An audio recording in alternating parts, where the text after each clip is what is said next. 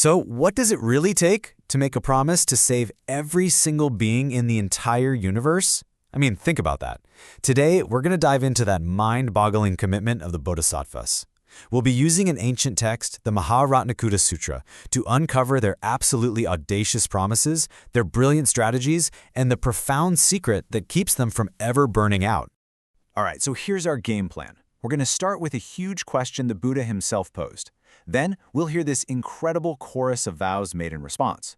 After that, we'll get into the real art of helping and a kind of compassion that bends the rules.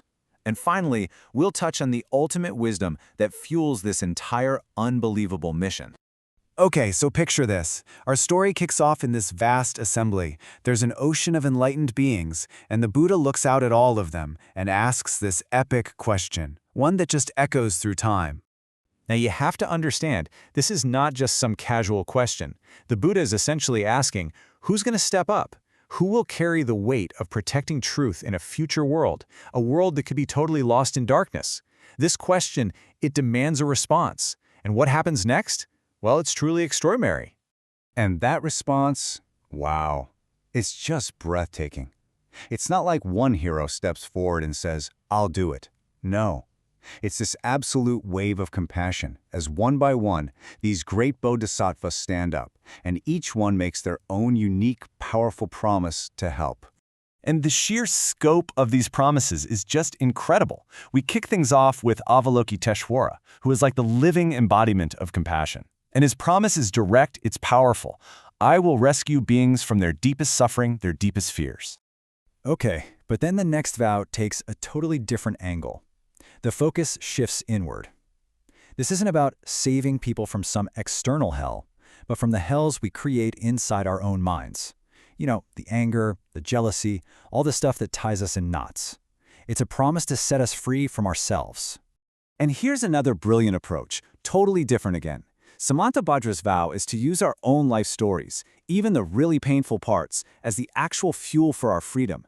It's a promise to help us turn our own history into a roadmap for liberation. And then you have Manjushri's vow here. And look, these are just a few examples. The text has dozens and dozens of these promises, covering everything you can possibly imagine. And when you put them all together, they create this powerful, incredible chorus of selfless commitment, a promise to help everyone, everywhere, in every possible way. So when you hear promises this huge, you have to wonder, right? How on earth do they actually pull it off? I mean, there's obviously no one-size-fits-all answer. And that brings us to the core of their strategy, this brilliant concept called upaya, or skillful means. Think of a bodhisattva as the ultimate method actor. They take on whatever role is needed for the situation. To help someone who's really proud, they might show up as a powerful, respected person in the community. To guide someone who just wants to find personal peace, they might appear as a dedicated monk. They literally change their form to meet you where you are.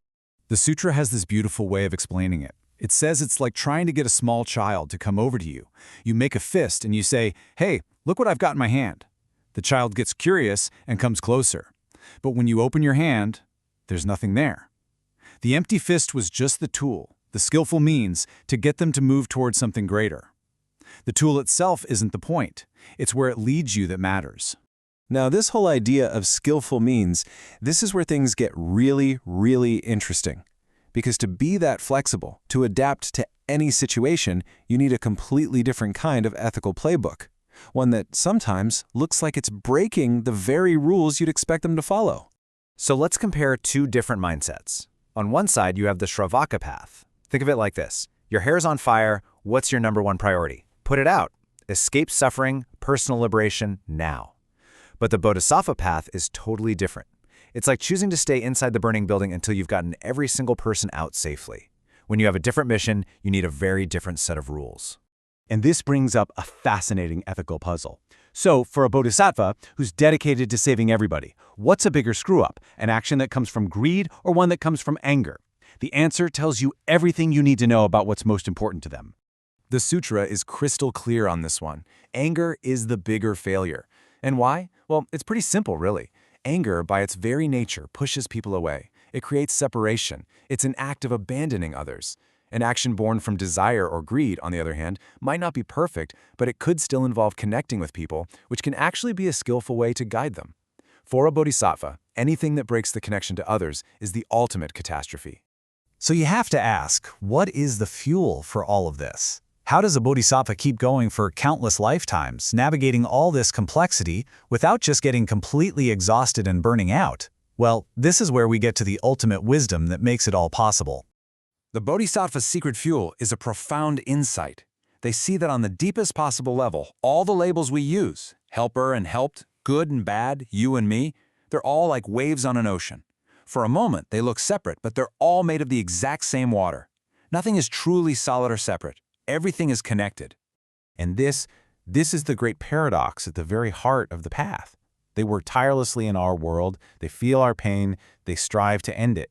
But they do all of it from this place of ultimate wisdom, knowing that, in reality, there are no separate beings that truly need to be saved. And that understanding is precisely what gives them their infinite strength and fearlessness. And so we're left with this final, provocative thought to chew on. This reframes the whole idea of compassion, doesn't it? Maybe it's not about some superior being saving a helpless one.